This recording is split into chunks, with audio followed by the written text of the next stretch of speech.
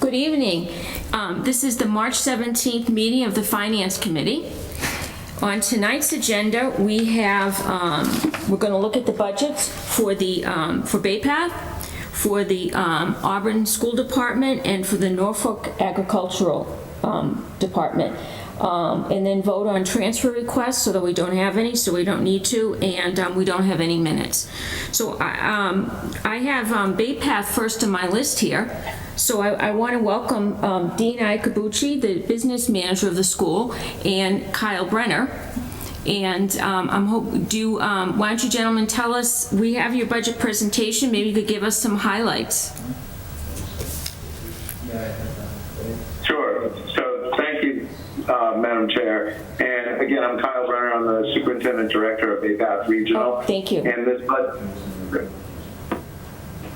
budget was developed based on the assumption that the school will resume 100% in-person learning, and that many of the health and safety protocols that we put in place will remain in place to mitigate the viral transmission.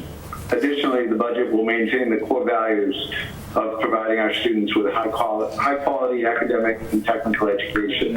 The proposal continues our efforts to address not only our students' academic and technical needs, but also their social and emotional well-being. We are committed to our mission as well as maintaining our fiscal responsibilities to our member communities, even during these difficult financial times. Some of the highlights are we're adding a new technical program, veterinary assisting, that's being built out this year, and we're looking to add a full-time equivalent teacher for that. We're expanding our history department and adding a full-time equivalent history teacher to meet the different sections in the class sizes for history.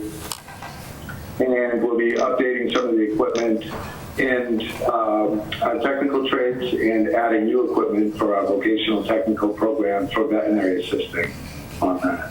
At this point, I can turn it over to Ms. Iacobucci to do the slide presentation. It's muted. Thank you, Kyle. Good evening, everybody. A little. Can everybody hear me okay? Yes. Yep. I'm going to try to move through this presentation kind of quickly for a couple of reasons. I know you've got a busy agenda. A lot of it is in the very same format that you've seen year after year. But there is some new information at the end that I think is worthwhile going over regarding the ESSA grants and the ability of the town to have a reduction in their minimum local contribution. And if that's things you're aware of, certainly slow me down or stop me. I don't want to waste time. But starting with slide number 2, as Kyle had said, our budget's based on the governor's numbers. Right now, our Chapter 70 funding is a $327,020 increase over the current year. Our proposed regional school transportation funding is a decrease of $309,051. And as you know, as the state progresses through their budget process, any changes would have to reflect in our budget. On page 3, you see what this means. Our required net school spending for next year is $21,398,161. That's an increase of $1,215,935, and that's broken into our increase in Chapter 70 of $327,020, and the increase in minimum contributions that our 10 towns are required to give us collectively. Again, those are numbers developed by the state, and that increase is $888,915. On page 4, or slide 4, our total assessment budget for assessments is $24,561,858. Our member towns' assessments are at minimum. The budget includes debt service of $1,564,103, and our member assessments total $11,745,288. On page 5, we are making sure that everybody is fully aware that even though our budget and our requirements from the town are at minimum, it's still an increase of $888,915 that the towns have to give us. We sometimes get criticized locally about why aren't we asking for more money. So we think it's important that people realize, even though we're at the minimum, it still has almost increased $900,000 for our town. Our member town assessments have been, for transportation, have been reduced by $300,000, which reflects the use of our regional transportation, regional reimbursement fund that we established last year to deal with surplus revenue transportation. On page 6, I'll skip through some of this stuff. We do have a betterment fee that we pay to the town of Charlton for tying into the sewer that will go on for one more year. We have, as we have in the past many years, are requesting that the school committee appropriate $50,000 from deficiency to continue funding our OPEB liability. And we are also recommending to reserve $150,000 of E&D for unknown budgetary or COVID-related expenses. As you're all aware, come June 30th, we are not able to access our excess and deficiency unless we incorporate part of it or an appropriation into our budget. Our E&D typically doesn't get certified by the state until January or February, and we didn't want to go through 7 or 8 months of the school year without having access to our E&D if some very large expenses resulted from COVID-related expenses. So this just is almost a place marker. It provides an available funding source that has no impact on our members or their assessments, but just makes some of our E&D available to us sooner. On page 7, you can see how our budget comes together. You see our operational budget is made up of our Chapter 70 funding. We also have a school choice assessment of $197,697, and that comes right off of our Chapter 70 funding. Our town's minimum contributions collectively are $9,827,933. We're funding our OPEB liability, our unfunded liability at $50,000, and then that $150,000, making our total operational budget $21,400,464. Our estimated transportation costs next year are $1,521,541. Our Chapter 70 is the $899,039. We've also reduced the amount needed to be raised by $300,000, leaving an assessment to our towns of $322,502. See the breakdown of our debt of $1,564,103. The capital assessment to the town of Charlton, making our total budget for assessments $24,516,858. And when we add the school choice back in, our total operating budget with school choice is $24,714,555. I had gone through a lot of the budget highlights, so I'm going to skip through the ones that he's already mentioned. He did mention adding the veterinary science teacher. We also have funds to include a history teacher next year, address class sizes, and we have included funds to restore a vocational job site coordinator position, which was vacated this year due to a resignation, and because of the remote nature of our operation this year, it didn't make a lot of sense to fill that position, so we've reallocated those funds elsewhere. But we want to bring that position back. At any point in time, we have somewhere in the area of 150 kids out at job co-ops or job sites, and those sites need to be visited, the students need to be visited, the work that they're doing needs to be evaluated, and this position, our co-op program has grown so large that it just can't be handled within in-house staff. And we've included funds to provide wage increases for union and non-union positions. We've also included funds to implement the Student Opportunity Act, which is something that was supposed to be implemented this year, but the state delayed because of the pandemic. But we've been advised that we will need to implement that next year, and that caused an increase in our Chapter, so not caused, but provided an increase in some of our Chapter 70 funding, and we have to then now allocate those expenses to that.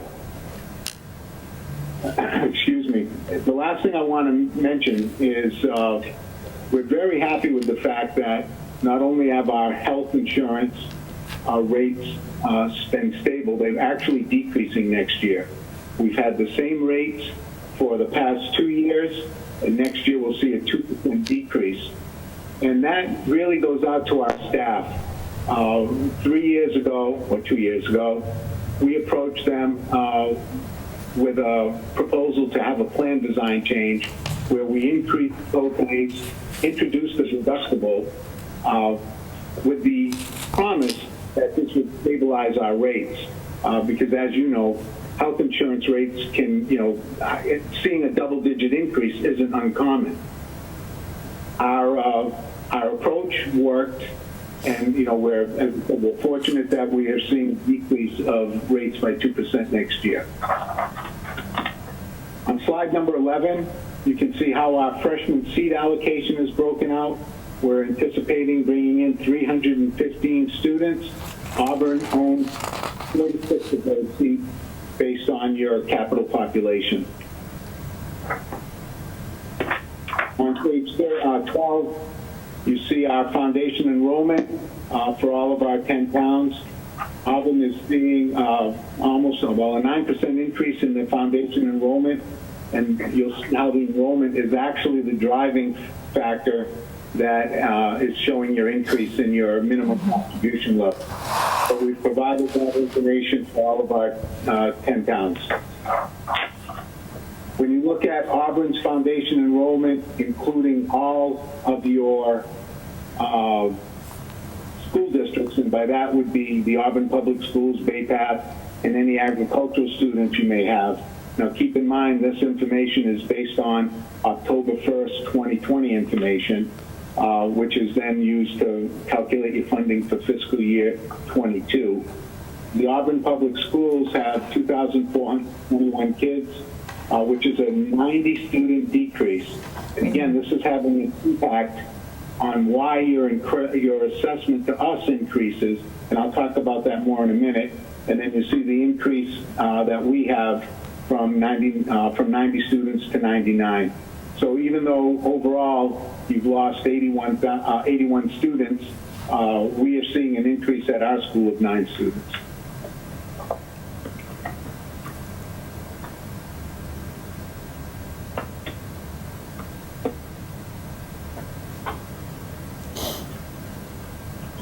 On page 14, or slide 14, I've tried to really quickly show you some of the calculations and numbers that come into play for your assessment. And these are numbers that are determined by the Commonwealth. The first is your required local contribution for next year. And what this represents is the minimum amount that you're required to fund education at. It certainly isn't the maximum. It certainly isn't anything other than this is what the state says you have to provide for education. How do they calculate that number? It's really not a difficult calculation. They start with this year's required contribution, apply your municipal revenue growth factor to it, and that becomes your preliminary required local contribution for next year. If you are above or below a target share number, which the state calculates to determine whether or not you're appropriating enough money or too much money, they'll make adjustments and call it an excess local contribution. In your case, this calculation creates an amount above the target share. So you actually see a reduction of $145,125, making next year's required local contribution $16,498,819. Below that, and you'll see why these numbers are important in a second, the state calculates your foundation budget. The foundation budget for Auburn is $26,087,204, of which 93.93% is going to the Auburn Public Schools and 6.07% is coming to Bay Path. And you'll see in 1 second why those percentages are important. The required contribution is $16,498,819, and that's spread amongst us and the public schools in Auburn. And the percentages is what comes into play when determining how that gets broken out. Now, an interesting note is, regardless of how the money is allocated, you're required to fund $16.5 million. What this chart is trying to show you is we're getting a bigger piece of the pie because of the enrollment swing. So not only do we have 9 more students, but the fact that our enrollment increased and the Auburn Public Schools decreased is making part of this $16.4 million coming to us, which then shows as an increase in our assessment and your minimum contribution level. On page 16, this is really not much of a budgetary impact other than the numbers that are used to determine your capital assessment, but it's important information in terms of what's happening in the district. And this is a list of all school-age students, whether they are attending public school, private school, or being homeschooled. And you can see what's happening as a trend in our district. From last year to this year, we've lost close to 250 students, and 60% of our towns have lost students from last year to this year. If you look at this going back to school year 2014-2015, 80% of our towns have lost students, and the student enrollment, or not the student enrollment, but the school-age students in the entire district has decreased by $1,221. And I state that for one reason and one reason only. A long time ago, somebody had asked me to describe the Chapter 70 formula, and as you've looked into it, there's a lot of calculations and a lot of things that play into it. But the bottom line is kids equal dollars. The more kids you have, the more Chapter 70 funding you get. And you can imagine the impact that this has in our entire district when we have 1,200 fewer students. We're talking about millions of dollars in state aid. On page 17, I've given you, slide 17, I've given you a breakdown of all of our 10 towns assessments. If we look at Auburn, you see your minimum contribution to Bay Path at $1,001,339. Moving across to the middle of the page, your transportation assessment is $26,606. Then continuing to the right, see the debt service of $230,236. And then finally, your capital improvement, which is your share of that sewer tie-in that we paid at Charlton, of $4,526 for a total assessment of $1,262,707. So how does that compare to this year on slide 18? You'll see that your minimum contribution has gone up 16.75%. And the two reasons for that are the larger amount of students coming to Bay Path and your loss of students in the Auburn schools, causing a shift of the funding to come to us. Your total assessment is an increase of $139,621, or 12.43%.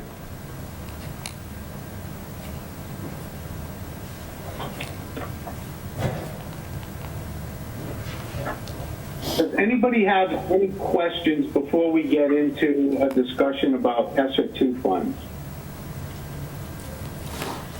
Gentlemen, do you have any questions? No, I have a couple. The first question was the school choice assessment. How does that work? Because I know that it seems to be working differently from how I'm used to it in the regular in the Auburn schools. Well, it's actually kind of the same. Okay. If we have a student, and I'll use a hypothetical situation. If we have a student that goes to Tantascwa, say he lives in Spencer, and school choices into Tantascwa, Oh, and then continues his education at the high school in the vocational program.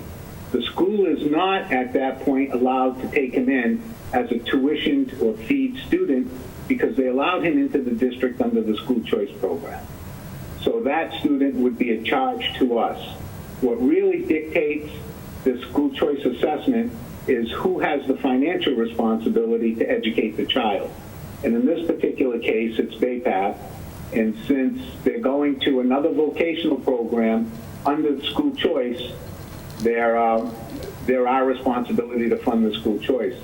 If this was a student who lived in Spencer and went to one of the agricultural schools, as you're aware, the town of Spencer would have to pick up the tuition and the transportation costs, not BayPath. But in the case that I just gave you, because this child started as a school choice student and then continued up, it's our assessment. okay, that makes sense. I understand that.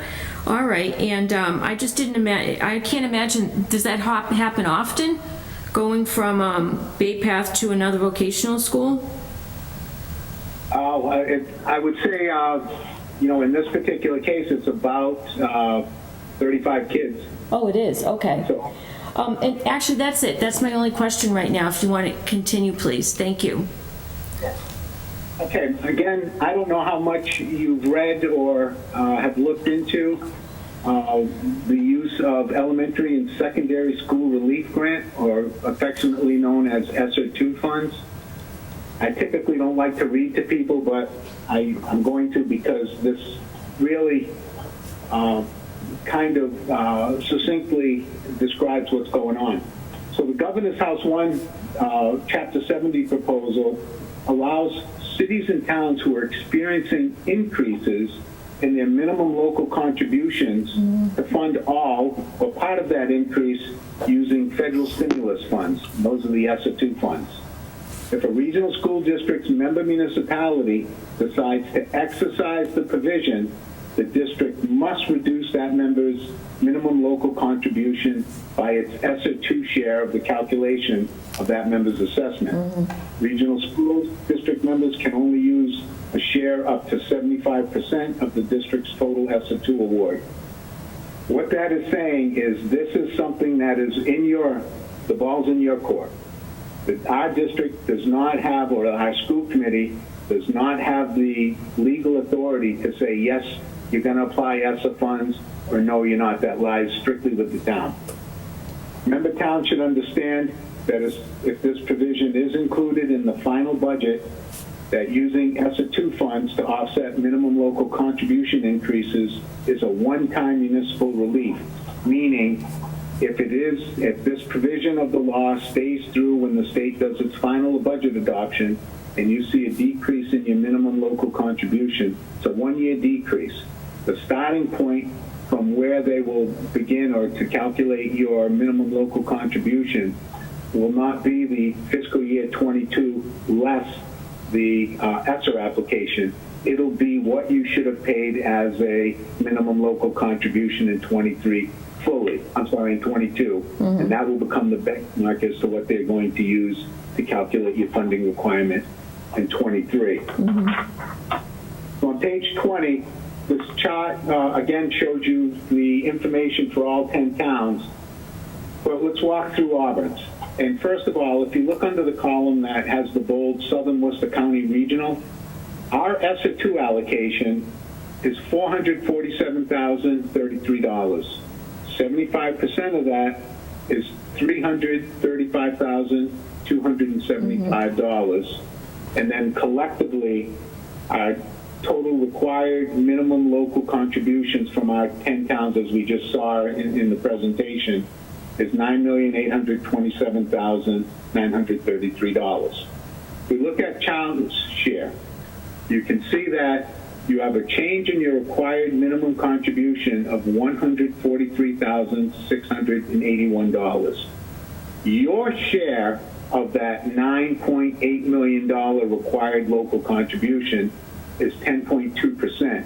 That 10.2% is then applied to that $335,275 that we can use as the share for ESSA 2 allocations, making your proportional share $34,160, meaning that increase that we talked about in local contribution can be reduced by that $34,160. Now, we fully expect that should this provision of the law make it through to final state budget, that all of our towns are going to opt to have their local contributions reduced.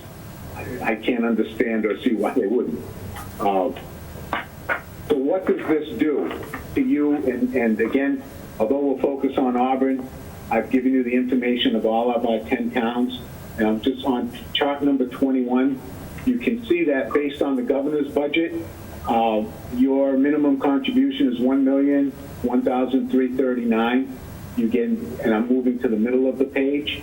You can see the ESSA 2 allocation of $34,060 coming off. So your increase in minimum local contribution would go from 16.75% down to 12.74%. And then you can see that information for all of our 10 towns. On slide number 22, again, it's the same information, but it shows how it impacts your total assessment. Your total assessment, without the application of the ESSA 2 funds, is a 12.43%. If you apply the fund, you'll see that your increase becomes 9.39%. And then finally, as I said earlier, the application of these funds solely lies with the town. But again, there's no way of knowing if this provision will be included in the final state budget. Because of this, the assessments adopted by the school committee do not include these reductions, or it does not include the reductions of the town's minimum local contribution by its ESSA 2 share of the calculation. If the school committee were to apply this reduction now, and the provision is not included in the final state budget, the 8 towns that are seeing increases in their minimum local contributions would need to increase their funding probably at a fall town meeting, because the state's budget, I don't believe, is going to be adopted before most of our towns, or I think before all of our towns, have their annual. As was done in December of 2020, the school committee typically returns excess funds that are received by the district after the adoption of the budget and lowers assessments. In the event that this provision is included in the final state budget, the school committee has already been advised that they will reduce the member towns' assessments by their share. And as I said, we fully expect that all of the towns will do that. So there's ESSA 2 in a brief nutshell. But I'm certainly happy to answer any questions you have. Okay, thank you very much for going through that. That was a helpful presentation. Members, Kevin, do you have any questions? Would be more for Ed relative to that, and how we plan to, or would we expect to apply for that, those provisions that Dean just went over. That wasn't me barking, but Dean, great presentation. Kyle, it's a pleasure to meet you for the first time. Thank you. Dean, with respect to Kevin's question, because I was going to present this question to you as well, as far as the ESSA 2 stimulus funds being part of the final state budget, which we don't know what the outcome is going to be, the local option acceptance of that, is that, do you know if that is done by a vote of the Board of Selectmen? That I don't know. I've not seen any guidelines on how the implementation works. The only thing that I've seen from the state is a one-page description of everything, and I kind of took that one page and condensed it into the 3 bullets. So I don't know how what the mechanism is to kick it in. It would seem to me that when they reference the community, they're referencing the Board of Selectmen. I can't see how this could be an action at town meeting, especially if the state's budget gets passed in June, and then actually I'm sure you'll probably agree, we'll probably be lucky if it's passed in June. So I would suspect that it would be a vote of the Board of Selectmen. And, from our perspective, if we get that information and no further clarification from the state, that's the way we would proceed. Very good. Yeah, I just want to caution the Finance Committee members. Yeah. It is very appetite to take advantage of this option. Although when you look at a subsequent year's budget, you have to build that back in because it's only a 1-year time relief. Just like any other federal stimulus money. So we have to be cautious about how we approach this, knowing that the next fiscal year we may have to build that back in plus more if we maintain that current enrollment. That's a very good point, Ed, and because I do believe that some of our towns are going to forget that. Get all in, and all of a sudden they're going to see a monster increase in their minimum local contribution and not recognize that there was a 1-year reduction. Correct. Okay, thank you. And how about, Michael, do you have any questions? I'm good, thank you. Thanks, okay. And Ed? No, I'm good as well. I thought the presentation and a lot of the questions I would have had were around student population, and that was all laid out very clear, so I'm good. Thank you. Good thing. Thank you. I had a question about the transportation fund that you talked about setting up. What does that involve? Sure. Excuse me. Last year, we had the school committee adopt to accept the provision of the law that allows the creation of this transportation reimbursement fund. And we did that last year for a couple of reasons. Now, as you know, historically, whenever we get additional transportation revenue, we come to a point at some time during that year where we reduce everybody's assessment by their share of the increase in Chapter 71 funding. Last year was kind of a very unusual year in that school stopped in the middle of March. And as such, so did our transportation expenses for the most part. We negotiated with our transportation vendor, as every school district did, and negotiated a reduction in the contract. Those reductions for the municipalities were all in the 50 to 80% range, not the reductions, but the amount that they negotiated down to were in the 50 to 80% range. We were able to get ours down to 20%, meaning that 80% of our expenses, which then translates into the revenue that was generated to pay for those expenses, became available. Instead of reducing everybody's assessment last year and returning those funds last year, we're allowed to take the surplus appropriations and transfer them into this transportation reimbursement fund. And by law, we only have 1 year to use them.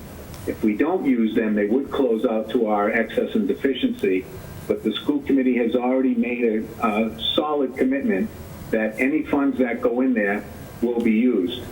So this year, we're estimating that we will have about $300,000 in surplus appropriations again. And what we will do in June is transfer that $300,000 revenue into the reimbursement fund and make it available. This year, for the current fiscal year, in June, the school committee transferred $425,000 of appropriations last year into this fund, and all $425,000 have already been used to reduce the transportation assessments that we give to the towns. So this will be a mechanism that we can use year in year going forward. So for instance, if this year, and again, I'm making some numbers up, but if this year, if we got, $50,000 in additional transportation aid, when we break that out to our towns, some of our towns are seeing a refund of $800. Instead of refunding the money this year, we can transfer it into this reimbursement fund and use it to fund assessments for next year. So that's kind of how that fund works. Mm-hmm. It provides us a mechanism to take any surplus appropriations, not appropriation, but surplus revenue we receive and put it into a fund to make it available to our 10 towns as a reduction in their transportation assessment. All right, that makes sense. Thank you for that update. Madam Chair, Yes. one of the questions I have, and Dean, give me a 30-second update on OPEB. What's your unfunded liability? Do you have a funding policy? If so, how much is in the trust? And do you know what your ratio of funded to unfunded is? I don't have that number, but our unfunded liability is about $16.5 million, and our trust fund currently has a balance of about $500,000 in it. We are not using any of that to offset retiree health insurance at this point. We're just trying to build it up. And we've been doing the $50,000 a year now for 5 or 6 years. Okay, very good. Thank you. You're welcome. Okay. Okay, great. Well, hearing no other questions, we're looking at the Bay Path request and the town manager recommendation are the same. $1,262,707, and that represents an 8.61% increase to the fiscal 2021 appropriation. Do I hear a motion to recommend this amount? Motion to recommend. Second. Thank you. So let me do the roll call. All in favor? Kevin? Yes. Ed? Yes. Michael? Yes. And myself, yes. So that budget is recommended. Thank you very much, Mr. Brennan, Mr. Iacobucci, for coming today and presenting the budget. Thank you very much. Thank you for having us. Okay. Bye. All right. All right. Take care, folks. Thank you. Thank you, gentlemen. Bye. All right. Well, the next budget we're looking at is the Auburn Public School budget. And Dr. Casey Hanfield is here, our school superintendent, and the business manager, Cecilia Worsbicki. Okay, so Dr. Hanfield, did you have a presentation that you were going to show us, or? I did. Good evening, everyone. Let me first say thank you for having us here tonight. I believe this is my first opportunity to be before you. Meetings typically run at the same time, but nevertheless, I'm thrilled to be here tonight. I do have a quick presentation to share with you, so let me get that up on the screen. I'd like to thank Mr. Brenner and Mr. Iacobucci as well for their presentation. It kind of did discuss a lot of the funding as it relates to Chapter 70 and things that are going on at the federal and state levels. Obviously, you've seen my predecessor, Dr. Brunel, who passes along her hellos to all of you for several years prior, and so a lot of this probably will sound familiar to you. But nevertheless, anytime that we develop budgets, at least for the last 10 years or so that I've been here, we've always really looked at our mission, which is strengthening connections through rigor, relevance, and relationships, and how that aligns with our vision, which is to create opportunities and challenges for our students in a changing world. And we look at our core values: student-centered decision-making, all of our environments being safe and respectful, equitable opportunities for all students, high expectations for all, responding to needs based on data, and being dedicated always to continuous improvement. The school committee has a strategic plan that I think you're familiar with. Some of you were a part of this process back in 2017. Within the strategic plan, there are 5 targeted areas that guide our work in the areas of teaching and learning, technology, health, wellness, and safety, transitions, and community partnerships. This budget that's before you this evening is predicated also on providing our children with the best educational opportunities possible, pandemic or not. And needless to say, this has been a very challenging year for us. And this budget is also predicated on maintaining the high standards and achievement of our school districts while continuing to be a highly sought after community, in part because of our school system. Within the teaching and learning categories, the budget before you reflects class sizes that are below the 25 students per class at the elementary level, while maintaining appropriate class sizes at both the middle and high school levels. With respect to technology, funded both through CIP, operating budget, school choice, and other grant funds, this budget continues our one-to-one iPad initiative in grades 6 through 12, but it also expands it kindergarten to grade 12, in that every student will have a one-to-one iPad.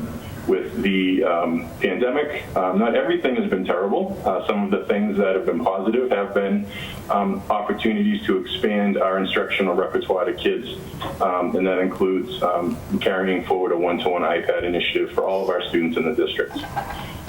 We're also continuing to develop asynchronous and synchronous learning opportunities. If this pandemic has taught us nothing, it's definitely taught us to be prepared for something like this in the future. And it's also taught us to ensure that we have appropriate infrastructure in all of our buildings. Professional development is a key cornerstone of our budget. Our faculty and staff are committed to being lifelong learners. In fact, their disciplines demand it. And so we have ample funds included to support dynamic professional development opportunities for our faculty and staff, and to also build in-house capacity to further their knowledge and skills, and not necessarily have to always use financial means to secure those opportunities. Some of the things that we'll be looking at next year will be social justice, social emotional learning, and again, leveraging technology with our students in and out of the classrooms. With respect to student achievement, we are dedicated to continuous improvement, as I said at the outset, in educational excellence to ensure our kids are prepared to embrace and conquer all of the opportunities that they'll face as adults. Part of that includes continuing to promote our preschool for our town's youngest children that reduces or removes financial barriers so they can access education as needed. It also includes academic, vocational, technical, and soft skill preparation for our kids PK to 16 for post-high school success. It includes continuing beyond the school day and beyond the school year opportunities for all of our students to excel, whether it be in enrichment situations, accelerated learning opportunities, or advanced programs. And we also have money in this budget to meet the needs of our children who need us long after grade 12, such as our Encore program for students 18 to 22, that's in its inaugural year this year at the central office. Of course, health, wellness, and safety goes hand in hand with trying to educate our children. It's paramount, and in this budget, we have funds to support the emotional needs of our teachers and students.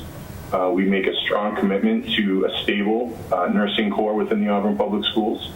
We provide applied behavioral analyst support and instructional assistant support for our students with the most unique challenges so that they can achieve at their highest levels. We have funds to keep our buildings safe and proactively respond to any potential threats. We provide students with safe co-curricular activities in this budget to promote physical and social health and wellness. And this year in particular, it's really been imperative that we make sure that our families are being fed. Janice King and our food service program deserves a huge tip of the cap. Through USDA federal funding, she's been able to start a Meals to Go program, and within 2 weeks of schools having to close last March, we were feeding families nutritious meals that they may not otherwise be able to get. And we've served over 8,000 of these Meals to Go to our families through the summer. very proud of that. We've also helped them with, during the pandemic, and getting established on their EBT program through the federal government, which provides targeted assistance for food for our families as well. And just as a kind of a quick reference point, you'll see here this chart, but over on the right-hand side, I'm not going to go through all of it, but down at the very bottom, you can see that almost 24% of our students qualify for free and reduced lunch. Obviously, that's calculated based on socioeconomics of families, and so you can see that 24% is a substantial number of students who need that assistance. So we're very proud that we're able to help our families get the nutritional assistance they need. With respect to transitions, we feel it's imperative that our kids are adapting to new surroundings all the time, and we want them to feel safe and comfortable. This year, and these are things that will continue into the fall, introducing new faces and places, PK to 12, whether it's through Zoom or Meeting to Go or whatever the platform is. We continue to have various socially distanced transition activities at the end of our trimesters. We're inviting our parents and caregivers in to help ease transitions as well, because they're just as nervous as the kids. Our administrators are taking extra time to give personal transitions for families that request it. We're doing transitions for back to the end of the school year. As people may know, Auburn is returning full return April 5. So we're in the process of planning those transitions right now. And then, of course, in the fall, it'll be a whole nother transition with students coming back, especially those who've been remote for most of the school year. And of course, we always get new families into town, and so it's important to welcome them into the Auburn community as well. And then our community partnerships, we couldn't do what we do without our families, without our residents. Some of the organizations that we've worked with this year that have been so instrumental in helping us work through the pandemic include Auburn Youth and Family, Auburn Chamber of Commerce, the Town of Auburn, all of our boards, our police, our fire, Department of Health and Inspectional Services has been terrific. Folks that were on the Return to School Committee, I think actually Kevin was on that, Kevin Kennedy. Again, the Meals to Go program that I mentioned, our Staples. Staples has been absolutely fantastic with donating school supplies for our kids. And there are other community partnerships here, Auburn Life Care and Senior Center and so on and so forth that we really look forward to embracing as we kind of move through the pandemic and get vaccinated and can be in person again. So the assumptions and projections for the FY22 budget, again, as you heard in the previous presentation by Mr. Iacobucci, we're operating on the House 1 numbers as well. For Auburn, our Chapter 70 has increased slightly over FY21. It's been about a $78,000 increase projected.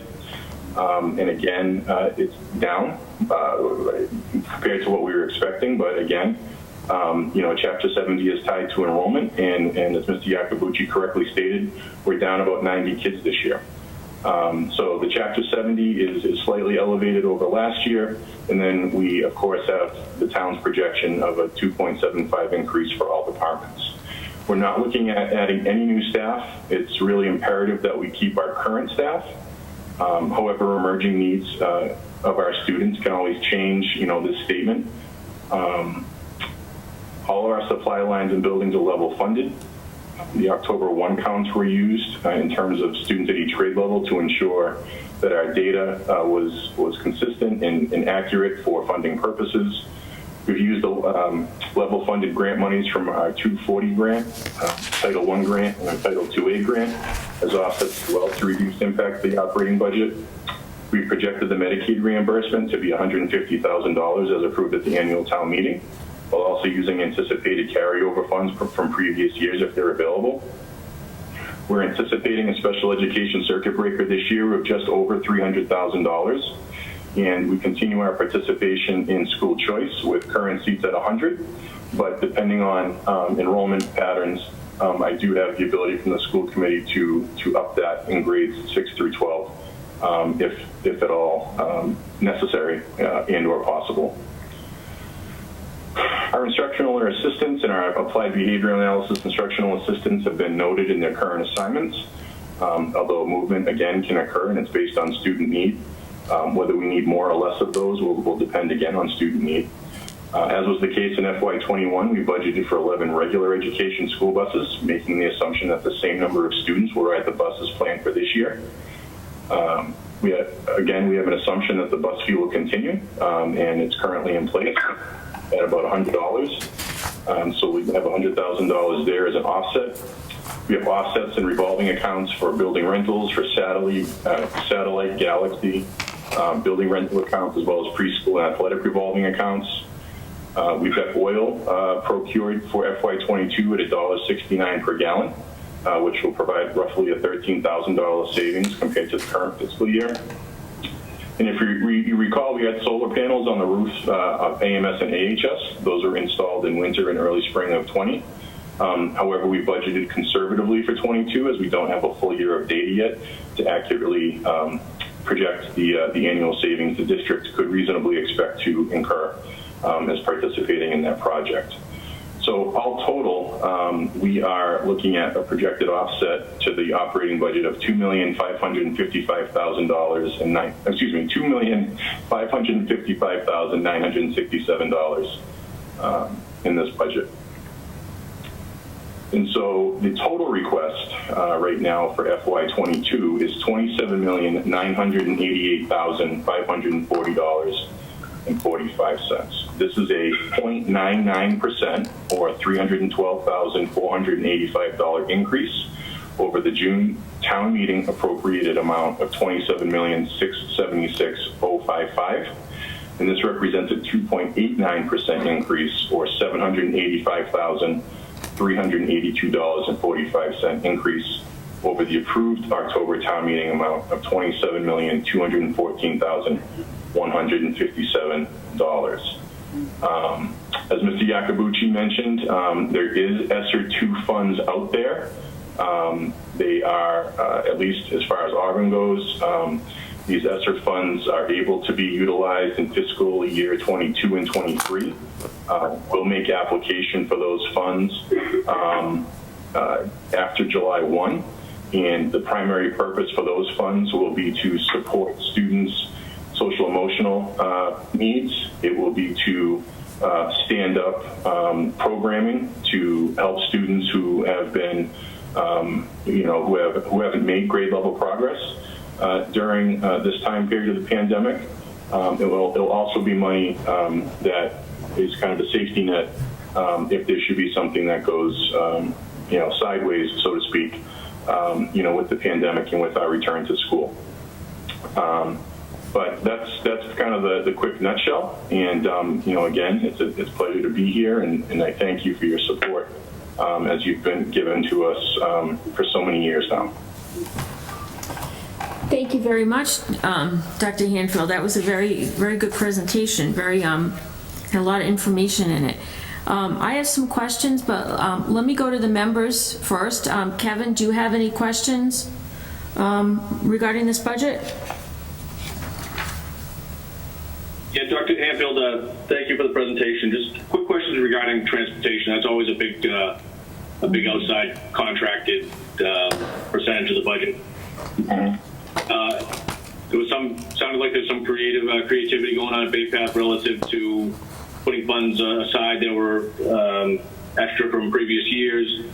Any thoughts to doing anything creatively with contracts? How long do our contracts go out for? And would there ever be any appetite for bringing some of the transportation services in-house? I know Ed and Julie have done some creative things, bringing in, the DPW, for instance, with a lot of the in-house carpentry and electrical and repairs that have saved a lot of going outside for contractors. Just transportation is really the basis of my question. Yeah, no, that's a great question, Kevin. Thank you for asking it. It's one of these things where we've, it's such a multi-pronged issue, right? Typically transportation contracts go out for 3 years. I believe we may be in year 2 of a current 3-year contract with AA Transportation. So when you go out to bid, for these, it never fails that there is always one bidder. And if you ask any school district throughout the state, how many bids do you get on your bus contract? They're all going to say just one. Telegram and Gazette actually did a big article on this maybe a year or two ago about the cost of transportation to school districts and the fact that there is this, lack of bidding going on, if you will, within districts. So when you get into that type of a scenario, you're a little bit hamstrung, right? If you only have one bidder, that's kind of, where you are. In terms of particularly though, to the crux of your question, for us to, in some districts, do this, I mean, we would have to examine the costs of maintaining our own fleet, our own drivers, and all of the costs that are associated with that. And we would have to, do a kind of just a financial analysis to see if there would be any substantial savings there. I'm not sure that there would be, but that doesn't mean that we won't go through the exercise.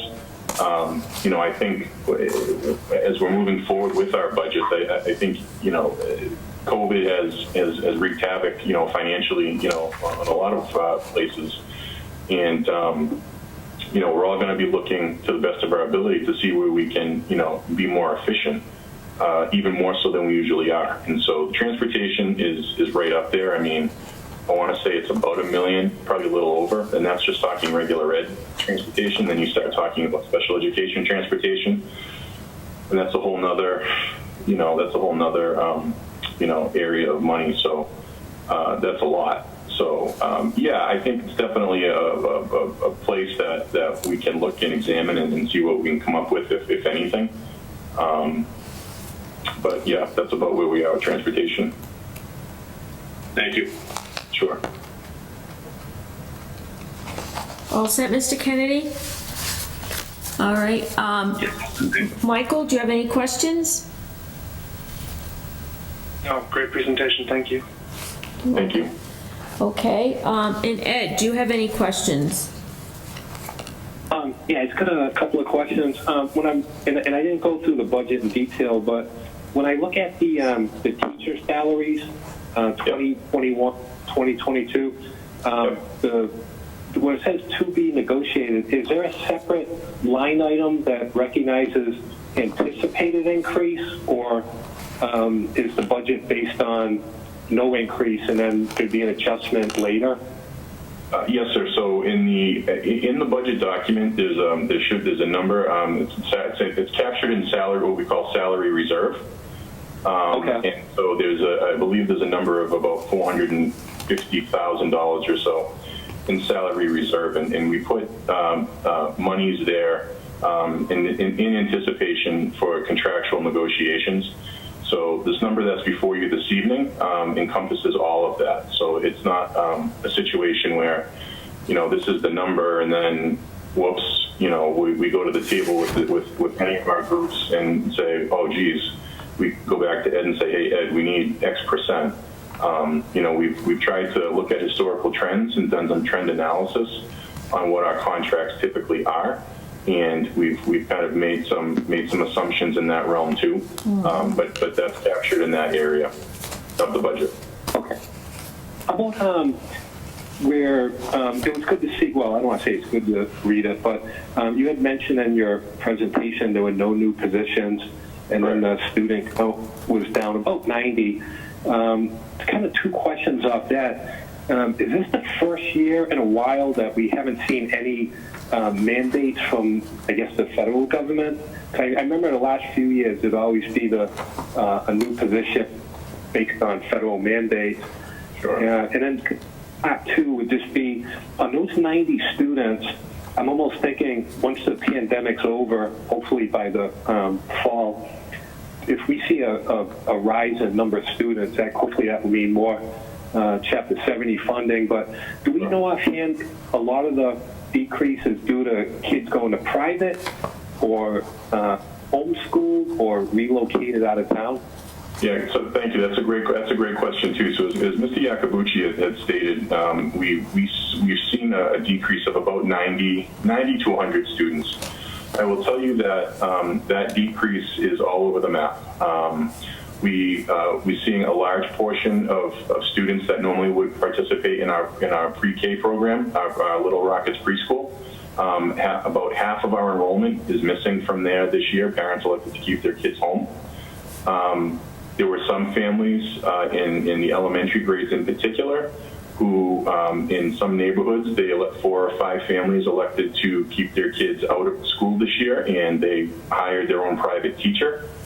And then there were some instances where, yes, some decided to just outright homeschool, and then others chose to send their children to private school.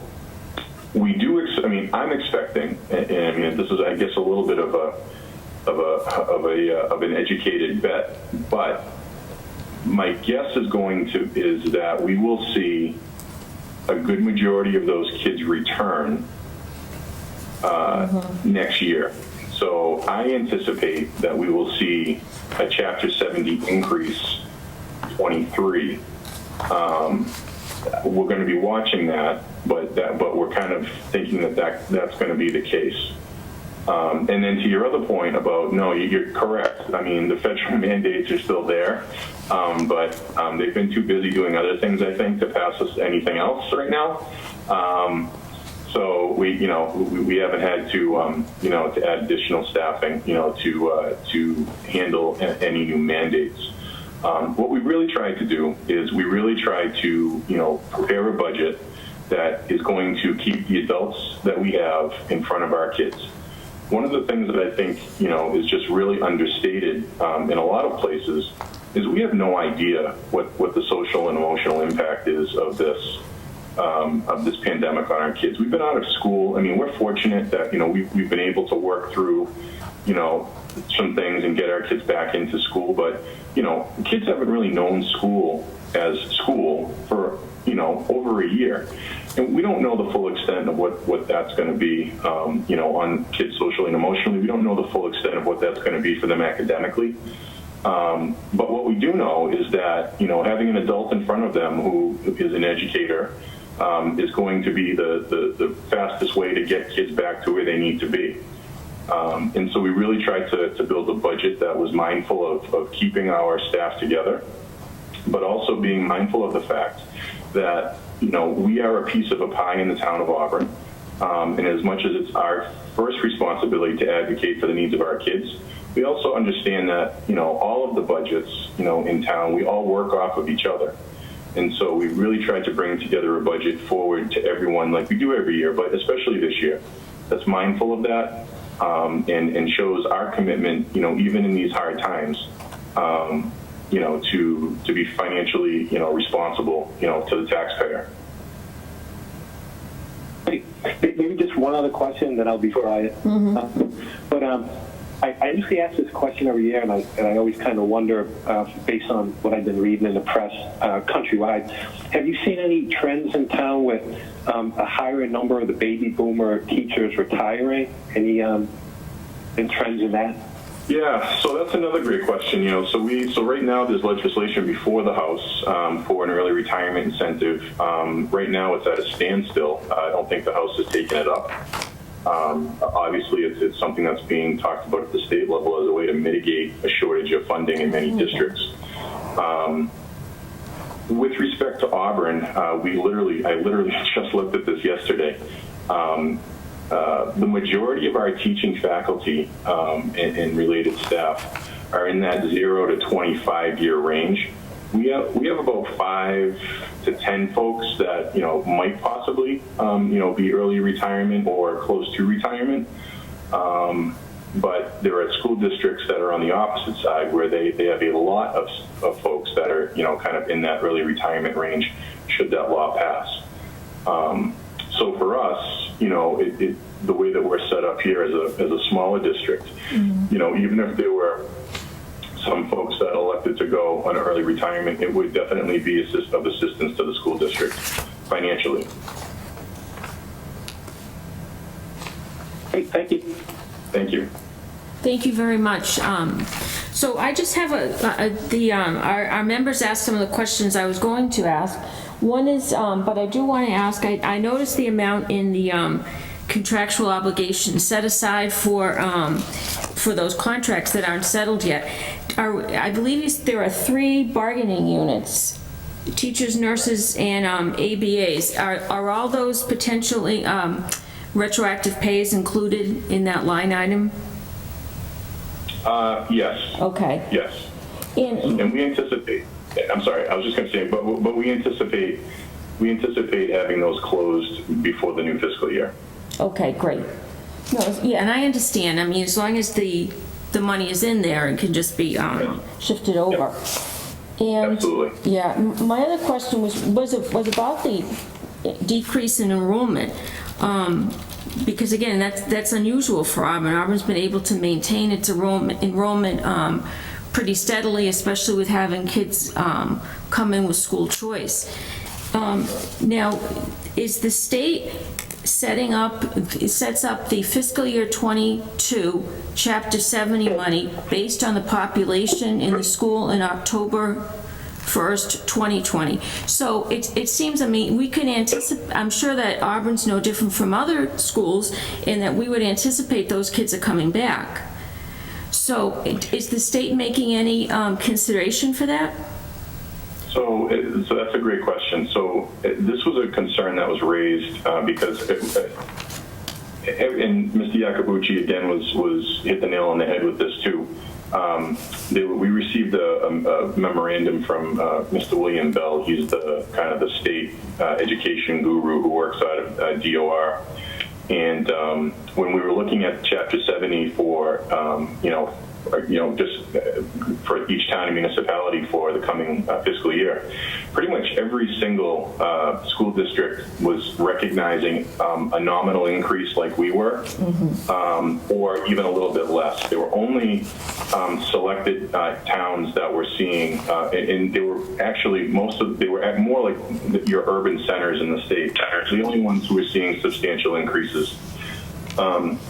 This question did come up, in a number of places at roundtables that I'm part of as a superintendent, also with our state superintendents association back in August, where we said, if we're losing, 3.5% of our enrollment, which has been consistent statewide, that's going to have a profound impact, on our Chapter 70. At the time, we were told that the state was considering holding us harmless for FY21 enrollment.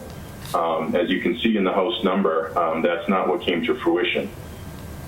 There is lobbying and legislation taking place right now, and it is being discussed. As a matter of fact, it was in House Ways and Means yesterday. They were debating this very issue. Whether or not to add additional funding, if not to make communities whole, at least make it not as painful. So that's something that we'll continue to keep our eyes on and see if something comes out of the House and Senate differently. But to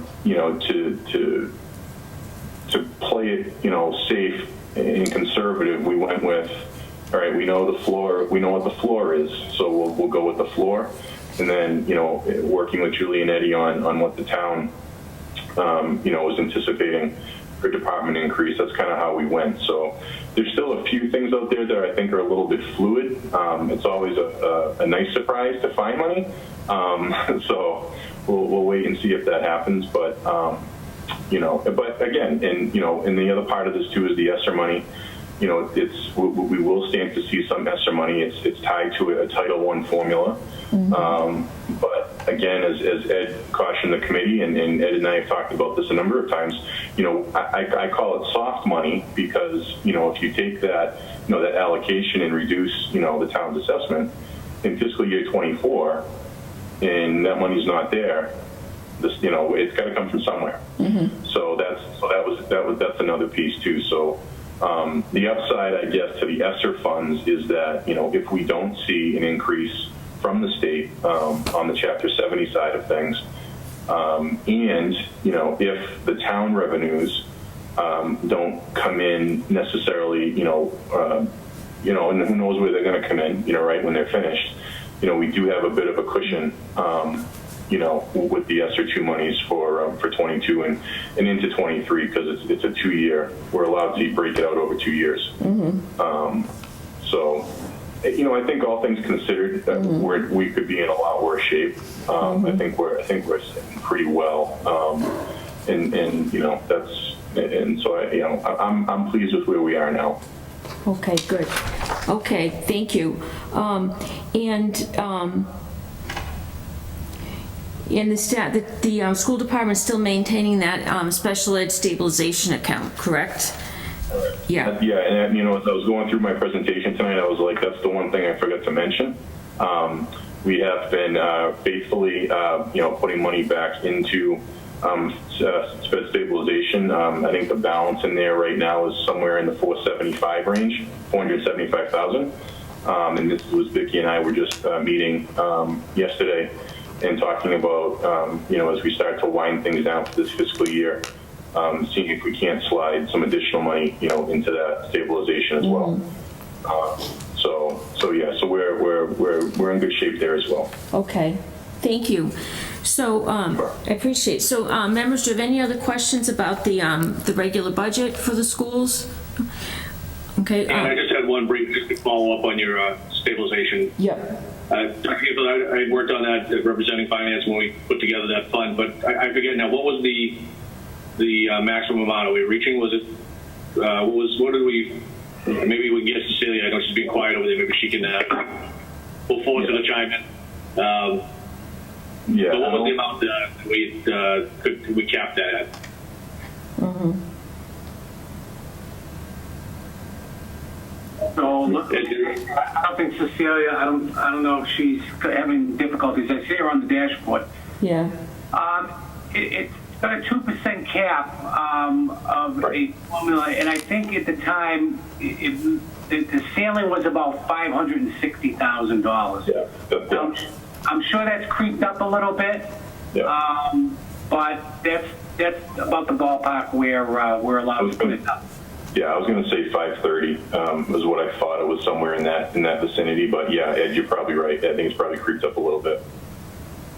No, I know we envisioned at one point it would sort of the funding would slow down considerably. It would be there, and if it wasn't utilized, we would see savings in years to come. Obviously it's there in case special events occur or students come into the community. But it's good to hear that it's continued to be funded, and it's creeping up there to us. Yeah, it's pretty healthy, and just to that point, when we're talking, just kind of back to the discussion about the busing piece. One of the things, once I get my feet under me, a little bit, and we're not, kind of in COVID, response mode all the time, is, there is potentially some significant savings to be realized in the special education realm, and that's examining our current out-of-district costs with students and our ability to stand up those same programs here in the district. I think that there's opportunity for us to do that. I've talked a little bit with Julie and Ed about some of my ideas around that. But it is possible for us to maybe make some inroads on those costs as well, because I think transportation costs are big, but as we know, and that's why we have the stabilization fund, special education costs can go up quick, and and you're powerless through the law, unless you have something within district that you can say you have. And one example is our Encore program for our 18 to 22 students. Besides the fact that we truly believe that they're better off with us because we've known them for so long and we know what they need. If we were to send the 5 students that are in that program with us right now, that would cost us about $500,000 a year plus transportation. Right now, we have them in a wonderful program that we developed here in Auburn, and it's costing us, it's the equivalent of a full-time teacher and 2 aides. It's costing us $150,000 to stand up this program that these students are in their first year of for 4 years. So rather than pay $500,000 times 4, it's about 150 times 4. And so, it's money well spent. And so that was a little trial balloon that we floated, and it's been successful. And so now we're looking at other areas where we have students out, students who are appropriate to be here, that we can sufficiently, educate. That's something else that we're looking at too, in terms of trying to, bring budget numbers down and keep things in check. Okay, thank you, Dr. Hanfield. I'm looking at the special ed transportation numbers, and this isn't including any sort of tuition, but the non-public school transportation is $240,000. Yeah. Case in point. Yeah. Case in point. I mean, so that plus, let's just say, for example, the students in the program I just referenced, it's 500,000, and that doesn't include transportation. So stuff adds up quick. So yeah, I mean, that's a great point you make. Right. I mean, special ed out of district transport's almost $250,000. And those prices, are going to continue to escalate because again, it's another case of, sole vendor. You don't get 10 people competing. So you kind of held hostage a little bit to the financial, elements of their proposal. Okay. Thank you, Dr. Hanfield. So, why don't we vote on the budget recommendation and then just take a look at the CIP. So the school department has requested, or the town manager recommendation and the department request are the same, $27,988,540. That shows a 2.85% increase to fiscal year 2021. Do I hear a motion to recommend this line? Motion to recommend. Second? Great, so all in favor? Kevin? Yes. Ed? Yes. Mike? And myself, yes. Thank you, so the motion passes. So let's look at the CIP next. I see there are items set aside for building rehab for all 4 schools. And, all 5 schools. And then I see that the iPad initiative, $150,000, and that's an ongoing, isn't it, Dr. Hanfield, just to keep maintaining? Correct. Yeah, okay. And $150,000 for tech and furniture, or furniture and equipment.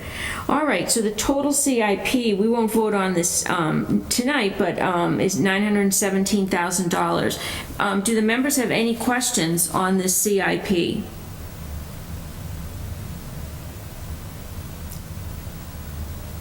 No? All right. I don't hear any. Well, thank you very much, Dr. Hanfield, for coming and presenting your budget tonight. We appreciate that. And Cecilia Wierzbicki, thank you very much. And we'll see you again at town meeting. I look forward to it. Thank you. Bye. Good night. Good night. Good night. All right. Hi, Ed.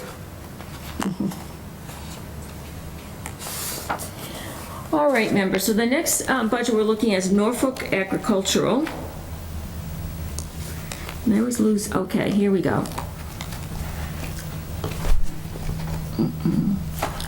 So the department. Okay, so the department request is $45,512, but I see the town manager recommendation is $69,000. So, Mr. Casanova, do you expect an increase in the number of students going to Norfolk?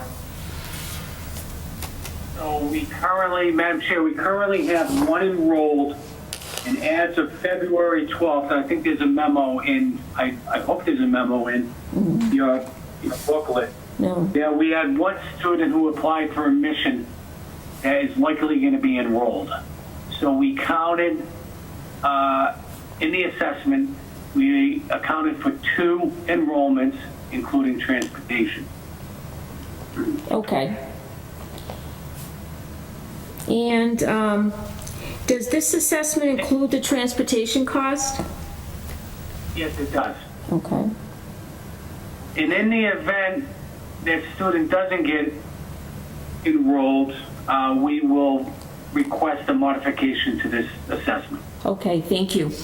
And are we sharing, are we doing a co-op in the transportation, sharing a bus with some other communities? That's the way it's structured right now, Good. yes. All right, great. Where is Norfolk at? Is that in, is it in Bridgewater? I think it's, Walpole, thank you. Okay. All right, well, we have a town manager recommendation of $69,000 for the Norfolk agricultural line. That's an increase of $23,488, which is the amount for one more new student. Do I hear a motion to recommend this item, this line? Motion to recommend. Thank you. Second. Thank you. Okay, all in favor. Kevin? Yes. Ed? Yes. Michael? And myself, yes. Thank you. The motion passes. Okay. Through the chair, while we had the Bay Path superintendent here, we should have made a recommendation they start an agricultural program at Bay Path. They're getting there. They're doing veterinary services, all right? So they're working their way up. Farm animals out back. And, Yeah, you're right. They have room up there. Yeah, they could have barns and everything. Okay, well, we don't have any minutes to approve this evening, nor do we have any transfers. So we have our schedule for the next 3 weeks. And we still have, next week we have the Emergency Management Department, Fire Department, Department of Public Works. So those 3 departments, that's going to be, they're going to have a lot of questions for them. And then the next week, the 31st, the Library, Auburn Youth Commission, Veterans, and Solid Waste. And on April 7th, we'll look at the warrant and we'll vote on the CIP. We also have, I believe, maturing debt to look at, and interest, pensions and benefits. And did we approve the reserve fund? I think, if we didn't, we'll look at it then. I'll just double check.